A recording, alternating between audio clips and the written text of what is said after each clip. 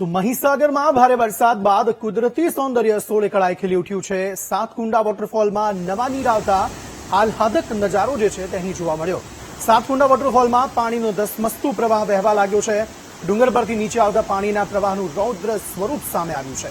સાતકુંડા વોટરફોલની સુંદરતા જોઈને પ્રવાસીઓ અહીં ખુશખુશાલ થયા છે।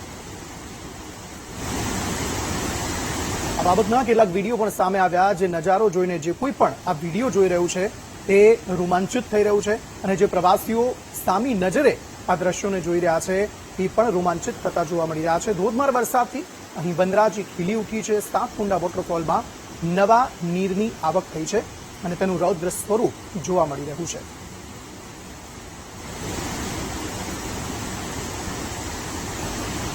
સંવાદદાતા વિશાલ આ અંગે વધુ માહિતી આપી રહ્યા છે। વિશાલ, જણાવશો શું વધુ વિગતો?